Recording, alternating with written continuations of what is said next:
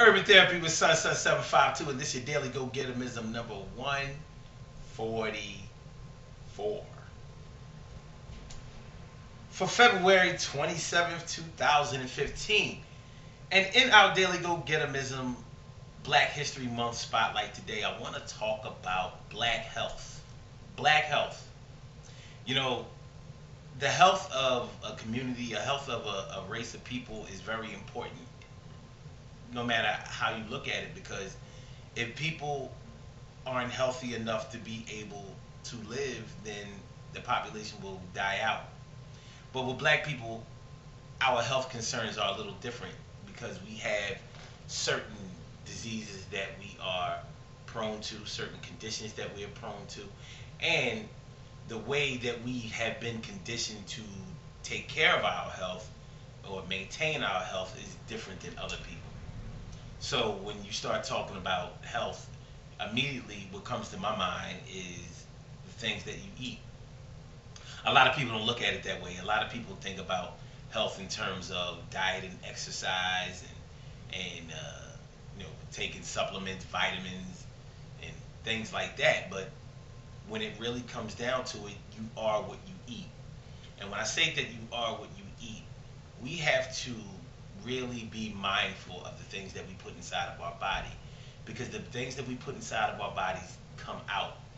They come out in the things that we say. They come out in the way that we think, and they come out in our actions. So for us black people, and in America, if you take it back to the slavery days, nutrition wise, we weren't we weren't taught to pay attention to our nutrition in any way, because we were owned like livestock. We ate the scraps that massa didn't want. We didn't eat good. However, because we are godly people, we found ways to get the proper nutrition that we had, and not on, I mean that we needed, and we also were smart enough to be able to discern what was good and what was bad based on what Massa might have eaten for himself. So we knew that if Massa ate the good stuff, then if we could find some of the good stuff for ourselves, then we could probably be in better shape. Not only that, but we worked from sun up to sundown many days, and that kept us in shape. May have been back breaking shape, and that would come and bite us in the butt later on in life. But nonetheless, we were technically, for the most part, a healthy people. Besides the interbreeding that was done to us in order to get us big, like big, I don't know, big bucks as they used to call them. They wanted a big, healthier, big buck slave, so they would be able to toil in the fields longer. That's just the way it was. So in terms of our health, growing up, out of slavery, or should I say, coming out of slavery during the Reconstruction period, and eating things that are basically detrimental to our health has been what we have done for so long. So when you start talking about the pork, when you start talking about the beef, the consumption of meat, we have to really watch out for those things that we eat. You know, they are doing a lot of things in the way of genetically modifying foods. And what genetically modifying means is that foods that are normally naturally grown are being made in a laboratory, and the nutrients are being taken out of the foods and being sold for a lower price. And the regular foods that are grown naturally are being sold for a higher price. So that's why when you go to Whole Foods, those and people complain about Whole Food markets like Whole Foods being so expensive, too expensive for them to eat. That's because they have regularly grown, naturally grown produce and other foods. Produce. And they're charging more for that. And that's supposed to mentally make you not want it. or mentally not think that you can afford it. So you figure, well, it costs too much. And this is the same thing. What's the big deal? The big deal is the food at Whole Foods, and Whole Foods is not the greatest thing. I have stories about that I'll get into maybe in another video and at another time. But the food grown at Whole, the food sold at Whole Foods is is is so expensive that you think that it's not gonna be economically feasible for you.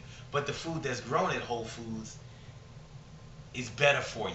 It has more nutrients, so you don't have to eat as much of the food as you do the foods, the produce grown at other stores. Because the way the body works is, once it gets the proper nutrition that it's asking for, when you're hungry, that's your body asking for nutrition. And if you give it the proper nutrition that it's asking for, then it shuts down the hunger process and you don't get hungry anymore. And that's what the foods that are not genetically modified do for you. They keep you from being hungry. They give your body the proper nutrition and you stop being hungry. That's just the way it works. Even though the human body is complex, it's not complex to the point where it's hard to figure out. You just give it what it needs and then it stops asking. Just like in real life. So your body is not gluttony. It's just that we put foods in our bodies that have no nutrition. So they make us fat because it has no choice but to be stored as fat, and we're not drinking enough water. Next thing you know, we're still hungry. We haven't satisfied our cravings because we're not getting proper nutrition. And I hope that I did a good enough job of that you understand it. In terms of your diet, eat more produce. Eat more fresh fruits and vegetables. You can't go wrong with that. You can overeat as much of it as you want, or you can supplement it. When it comes to the meat, and I know people love meat, and I know people love seafood and all that kind of stuff, but it's really just not good for you. But if you're going to eat it, don't eat a whole lot. We have people out there that eat nothing but burgers and fries and stuff like that. But potatoes as a starch, I guess you could look at it as a vegetable, but it's not the kind of vegetable that you need. If you are going to eat potatoes, you need to eat the red potatoes. Most white foods are just not good for you. So the white sugar, the white flour, the white the white potatoes, the white rice. Get the color version of it is much more nutritious for you. I don't have enough time to explain that right now, but it's much more nutritious for you. So, for our black people, during this Black History Month, what we need to learn from each other is that we have to take care of our health.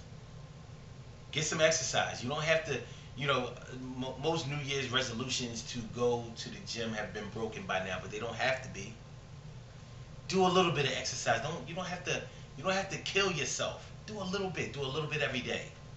If you drive everywhere you go, walk. Walk a couple of blocks. Walk a couple of blocks until you can walk a lot of blocks. Do it. Find an exercise that you like to do and do it. Don't try to do other exercises that people like to do just because they like to do them. Find the ones that you like and do some. You don't have to break your bank. Exercise should never be expensive, and you don't have to break your neck either. Trying to pledging to go to the gym every day or 4 or 5 times a week, you're not going to keep up that pace. I'm not trying to act like a defeatist, but you're not going to keep up that pace. It's hard. Working out for hours and hours a day. Well, what are you trying to prove? You're not going to keep up that pace. You want to find something that you can do all the way into old age. That's the best advice I can give you. Find exercises that you like to do that will keep you in good shape, that you can continue doing until you are disabled because of age or whatever. So if you like to walk. If you like to jump. If you like to dance. But do it enough so that it makes changes in your body and keep your blood circulating. our black people have to, we have to start taking better care of our health. So cut down on the meat. Eat way more of the fresh fruits and vegetables. Stop cooking them so much. Don't try to eat them raw, period. Eat more salads. But if you're going to cook them, don't, just know you're not getting any nutrients from them. Sure, you're going to the bathroom and all that kind of stuff, but you're not getting any nutrients. And I want you to understand nutrition. Our black brothers and sisters, we have to do a better job at that, because all that high fructose corn syrup, all of that stuff that they're that genetically modified stuff that they're giving us is hurting us. And that's why the pharmaceutical industry is thriving right now, because they want to get us on this medicine, and they want to keep us on this medicine, and it's working. Once they get you on it, you ain't coming off of it. So fix it so you don't have to go on it. If y'all have any questions about it, man, hit me up at sun752, SUN752 at AOL.com. Holla at me. Remember to go to the website, urban-therapy-with-sun.com, and subscribe, youtube.com, sun752. Good things happen to those who wait. Great things happen to those who grind. And anything can happen to those who go for theirs. So go hard, go for yours. Concentrate on your black health. Give your babies fresh fruits and vegetables. If they like sweets, and you know kids do, give them those fruits. Make sure that they eat vegetables. Cook them the way that tastes good to them. Stop eating so much of that cheese. The dairy. Yeah. Try to stop drinking the milk. It's no good. It's no good. Human beings are the only species on earth that drink the milk from another species. And for my people who have respiratory problems, it's because of that, all that cheese, all that milk. And the dairy is bad for you, man. It is. It builds up the mucus in your respiratory system. It's just not good for you. You don't believe me? Look it up. I'll holler at y'all tomorrow. Y'all have a great night. Peace.